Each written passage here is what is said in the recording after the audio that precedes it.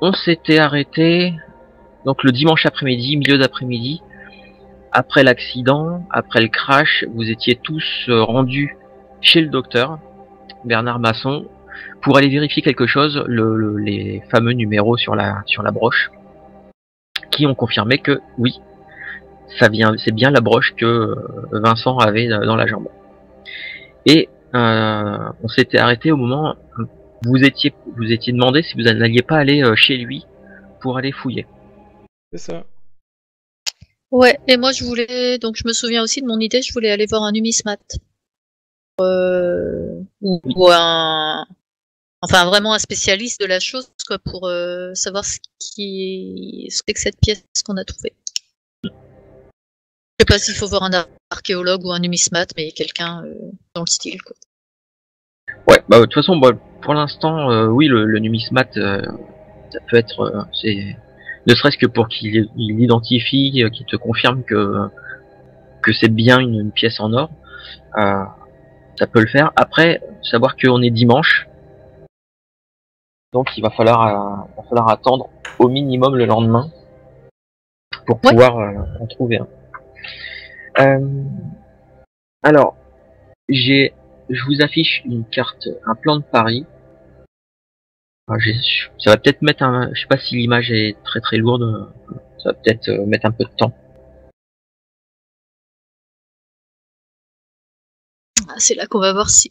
super. Tout de suite, c'est arrivé tout de suite. Ouais. Ok. Donc pour l'instant, vous voyez en bas à gauche, vos tokens sont sur le terrain d'aviation. Voilà, je les avais mis là par défaut. Le domicile de Ferrier se trouve pas très très loin de Montmartre, pas loin du boulevard des Batignolles. Je vais prendre un token. Ça va être... Ça se trouve dans ce coin-là.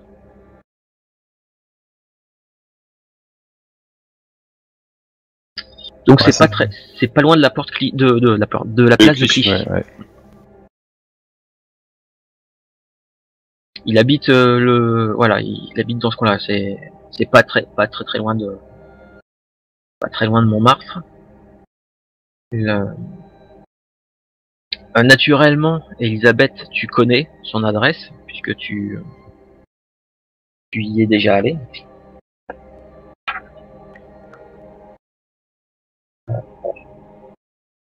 Donc là, vous y allez comment? Mais on y était déjà, hein. Non. J'ai une voiture, je peux vous... on était chez moi. Ouais, vous étiez chez le docteur oui, pardon, c'est voilà. vrai. Vous étiez arrêté, mais juste au moment où vous disiez on va peut-être aller chez Vincent, et on s'était arrêté au moment où vous alliez partir. Oui, prenons ma voiture. On a deux voitures, on a celle de la baronne et puis il y a la mienne aussi. Alors, vu que vous êtes 4, faire des équipes.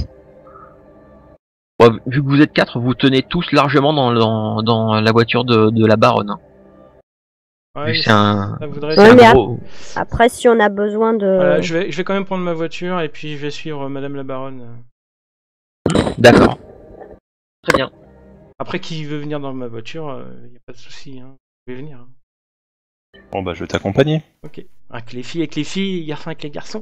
Voilà. Bien, messieurs. Très bien. Bah écoutez, donc vos deux voitures démarrent du cabinet du docteur Bernard Masson à Issy-les-Moulineaux. Vous passez le plus simple en fait, vous passez de l'autre côté de la Seine par Boulogne et j'ai bougé ma carte. Et après c'est de longer une partie des quais au moins jusqu'au Trocadéro, puis du Trocadéro passer par la place de l'Étoile et pour rejoindre la place Clichy. Parce que je suppose qu'à l'époque le périphérique n'était pas encore construit. Non. À la place il y avait des espèces de remparts qui étaient tout autour de la ville. Donc Alors, ça, ça vous prend quand même, un certain temps, même si c'est pas comme aujourd'hui, il n'y a pas autant de circulation en voiture, mais il y a quand même, voilà, ça va vous prendre quand même un bon 45 minutes pour aller jusque là-bas. Elisabeth, toi, tu sais que, alors l'adresse, il n'habite pas directement sur le boulevard Clichy. Il habite rue d'Arcet, donc une toute petite rue adjacente, perpendiculaire. Et tu sais qu'il habite dans un immeuble. Un 2 pièces, il habite. Voilà, il a un tout petit appartement dans un immeuble qui paye pas vraiment de mine.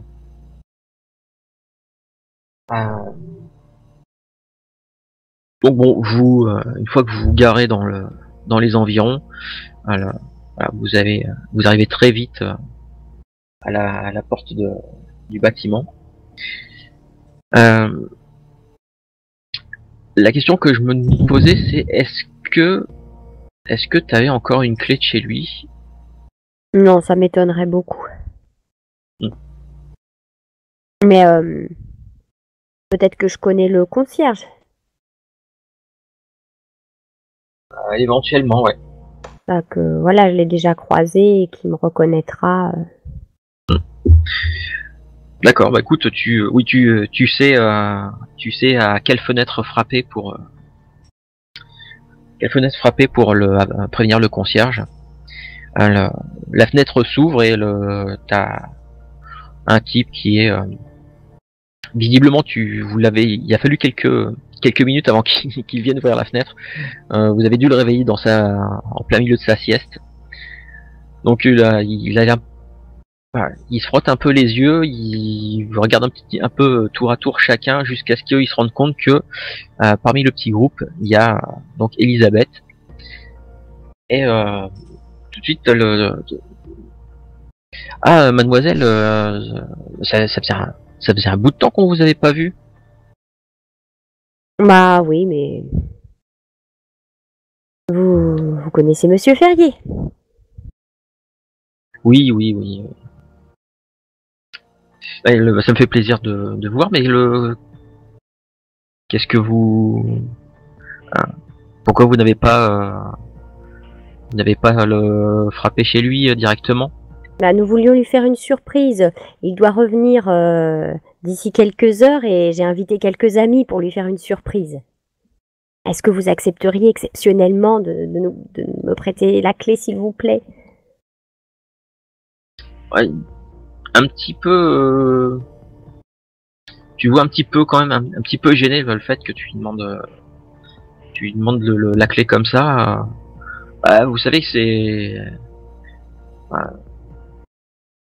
Normalement, j'ai pas le droit de donner les clés comme ça, hein, ni de vous faire rentrer chez les gens. C'est. Non, mais je sais bien, mais je ne suis pas n'importe qui tout de même. Vous savez bien que voilà. Je ne vous demanderais pas ça si ce n'était pas pour lui faire une surprise.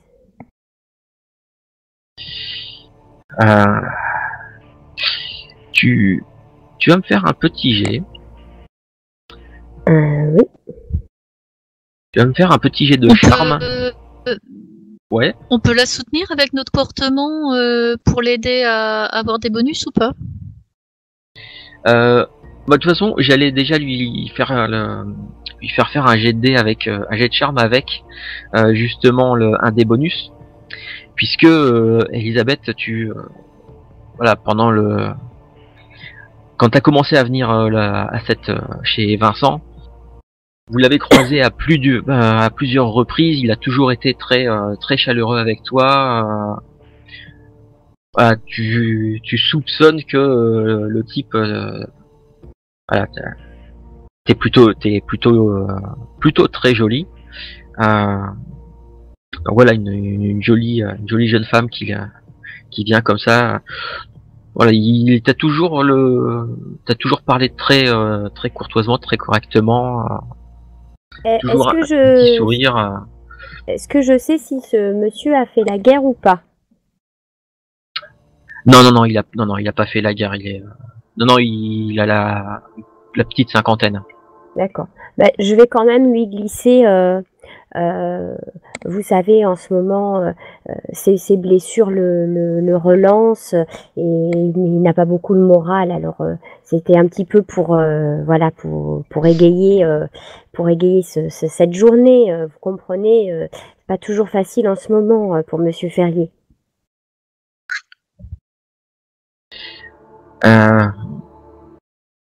Fais-moi un petit jet de charme avec un des bonus. Alors, je sais pas si ça a pris le débonus en compte ou pas. Si, ça l'a pris, on J'ai- l'a vu Ah, bah, 3D voilà. partir. Ah bah, c'est bon. Oh bah là, largement. Bah, écoute, tu vois qu'il pousse un petit soupir, mais vraiment le soupir un peu forcé, tu sais, avec un petit sourire et bon, mademoiselle, c'est bien parce que c'est vous. Hein. Alors, je lui fais un clin d'œil, je lui dis, ne vous inquiétez pas, ça restera entre nous. Merci parce que c'est si un des comment dire un des locataires venait à savoir ça, je pourrais avoir des ennuis. Mais je me doute que avec vous, il n'y aura pas de problème. Mais non, loin de moi l'idée de vous créer des soucis. Allez-y, entrez dans le vestibule. J'arrive, je vais chercher la clé. Merci, vous êtes un homme adorable. Oui, il rentre effectivement. Vous le retrouvez quelques secondes après dans le vestibule. Il vous regarde tous. Il vous a comment dire, pas dévisagé. Hein, il a juste jeté un œil, vous fait un petit signe de tête pour vous saluer. Et il vous précède dans l'escalier et il vous mène au deuxième étage. Le porte de droite, il y a que, en fait, à chaque palier, il y a que deux portes, à droite et à gauche. Donc porte de droite, et il déverrouille la porte. Et je vous fais confiance. Il te tend la clé. Quand voilà, je sais pas combien de temps vous en avez pour préparer la petite surprise. Si jamais voilà, si vous n'avez plus besoin de la clé après, vous me la redescendez, vous venez taper à la porte et vous me la remettez discrètement, d'accord? Évidemment, je vous remercie infiniment. Merci. Et puis il descend machinalement. Donc il avait juste glissé la clé dans la serrure. Il a pas déverrouillé la serrure. Il l'a laissé comme ça. Il vous laisse vous en occuper.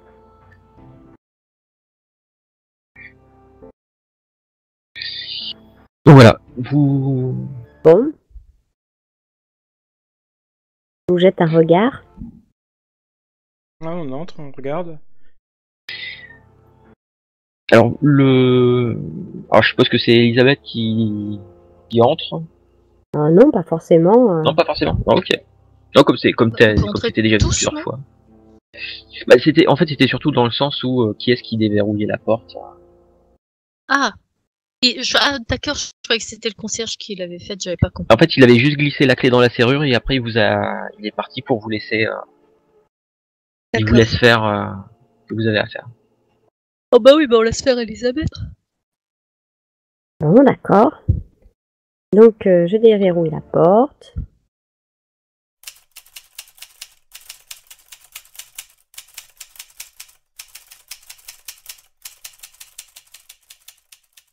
Donc la porte s'ouvre sur un petit appartement que tu as côtoyé pendant quelques temps. Ferrier n'a jamais été quelqu'un de très très ordonné. Ça a toujours été un mal arrangé chez lui. Ça n'a pas changé. Bon, bah, on rentre pareil. tous et je reverrouille derrière nous. Et je garde la clé. D'accord. Donc comme je disais, un petit 2 pièces, vous entrez dans une espèce de salon, il y a un petit coin cuisine, une vieille banquette qui a connu des jours meilleurs avec un plaid un couleur un peu passée. Une porte dans le fond de la pièce. Donc tu sais que il y a une toute petite salle de bain. Par contre, à l'époque, il y avait beaucoup d'immeubles comme ça. Les toilettes en fait, il y a des toilettes sur le palier. Donc, sur le palier, il y avait bel et bien 3 portes, 2 appartements et la porte des toilettes. Et tu sais qu'il y a donc dans la deuxième pièce, c'est ce qui lui sert de chambre. Dans ce qui lui sert de salon, voilà, bon, c'est totalement conforme à tes souvenirs, un peu de fatras un petit peu partout. Par contre, petit détail assez impressionnant qui t'avait impressionné déjà le jour où t'étais la première fois que tu es rentré chez lui. Il y a carrément accroché à un mur les pièces d'un empennage d'avion. Un avion que, selon ce qu'il t'a raconté, qu'il a abattu. Puisqu'il c'est clairement l'empennage d'un avion allemand. Jules, pour toi c'est pareil, tu reconnais ça tout de suite. Même le docteur Masson, toi tu reconnais, ouais, t'en avais déjà vu. Ouais, j'ai travaillé voilà, dans des aérodromes, donc oui, ça me parle. Donc d'ailleurs il y a même.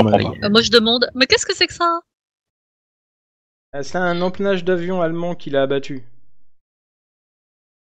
Oh. À savoir que ça prend la moitié du mur. Hein. D'accord. Ouais. Ça va être un peu bizarre pour vouloir ça chez soi, mais. Oh, voilà, c'est comme des trophées, quoi, des trophées de chasse. Hein. Ah bah, vous avez pas vu mon appartement, là. T'as un avion, ouais. Donc, bon, voilà, après il y a quelques papiers qui traînent, il y a un secrétaire qui est ouvert, il y a un peu de vaisselle sale qui traîne dans ce qui sert d'évier. Quelques vêtements aussi qui traînent, qui sont pas rangés, voilà.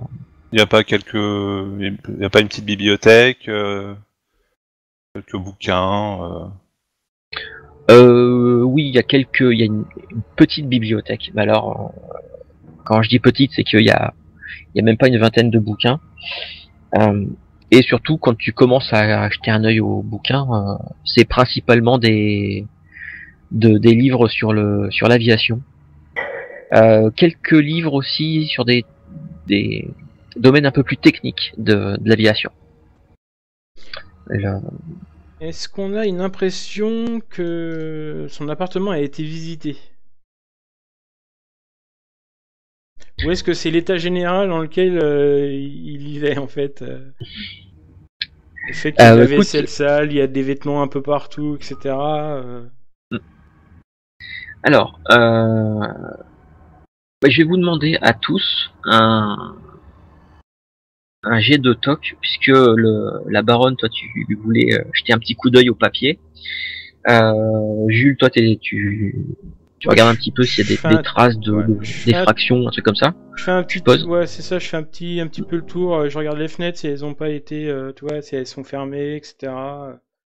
Vu qu'Elisabeth a ouvert avec la clé, etc. Donc j'imagine qu'il n'y a pas eu d'effraction.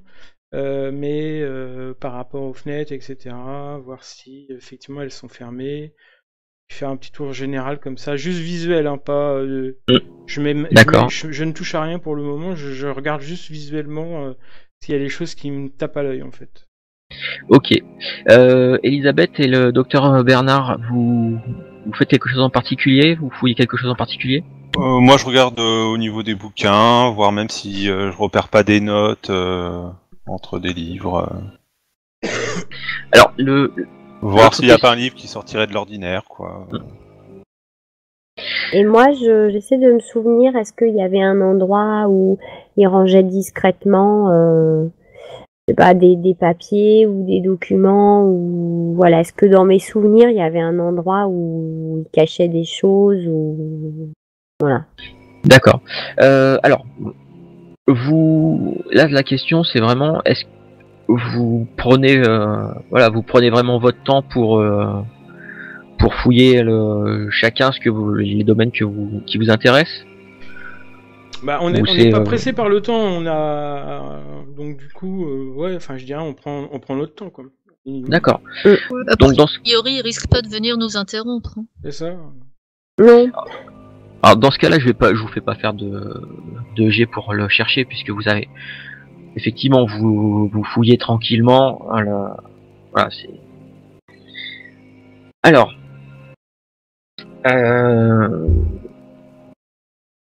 Je vais commencer par Jules. Donc toi t'as commencé à jeter un petit coup d'œil. Est-ce que est-ce qu'il y a eu des signes d'effraction? Est-ce qu'il y a eu des signes de fouille ou quoi que ce soit? Ouais.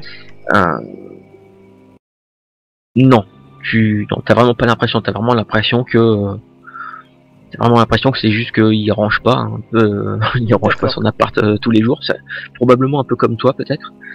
Mais en tout cas non, pas de traces. Par contre, petit détail, alors que tu viens de faire le tour du salon, et alors que tu diriges vers la deuxième pièce qui sert de chambre. T'as vu jusqu'à maintenant, t'avais juste vu la porte légèrement entrouverte et t'avais vu le coin d'un lit. Et quand tu arrives à la porte, tu sens une odeur assez étrange. C'est pas vraiment pas une odeur chimique, mais un truc assez qui te pique un peu les narines. C'est pas nauséabond non plus, mais c'est pas très agréable quand même comme odeur. D'accord. Ça provient de la chambre, c'est ça? Ça a l'air de provenir de la chambre. Ouais. Tu sens ça au moment où Je veux dire. t'es arrivé à la porte, tu t'apprêtais à pousser la porte, que t'as cette légère odeur là. C'est pas une odeur de gaz? Non. C'est pas de l'ammoniac? Alors c'est... Du chloroforme? Non, t'as vraiment, t'arrives pas à dire C'est On comme va odeur. tous être en train ce que ça peut être. Par curiosité, je pousse la porte de ma main pour ouvrir en grand la porte de la chambre. Ok, bah écoute, la porte se s'ouvre tout doucement. L'odeur devient un petit peu plus présente et alors dans un premier temps, t'arrives pas. Voilà, la chambre, le lit est mal fait, il y a des vêtements qui sont un peu posés n'importe comment sur des chaises. La seule chose qui est nickel, c'est un cintre avec son uniforme militaire, qui lui par contre est accroché à un porte-manteau nickel. Voilà, il y a pas de, c'est pas posé en tapon comme ça n'importe où. Donc dans un premier temps, voilà, juste ça. Et puis tu remarques l'odeur provient du lit. Du lit ou peut-être même de l'autre côté du lit. Du côté que tu ne distingues pas depuis la porte. Est-ce que l'odeur est entêtante et que je suis obligé de mettre un mouchoir devant mon nez tellement l'odeur est insupportable, ou c'est vraiment léger? Non, c'est pas insupportable au point de suffoquer tout ça, ni même de mettre sa main devant son nez. C'est juste désagréable. Une odeur âcre? Oui, ouais. Ok, bah je me déplace du côté où je ne vois absolument pas le sol de la chambre. Donc je me dirige vers le côté où je ne vois rien en fait. Et je me déplace lentement et puis en me penchant un peu pour voir. Très bien. Eh ben écoute, tu vas me faire un jet de santé mentale. Oh non, oh bah non. Pourquoi j'ai dit ça? Oh, la vie est injuste quand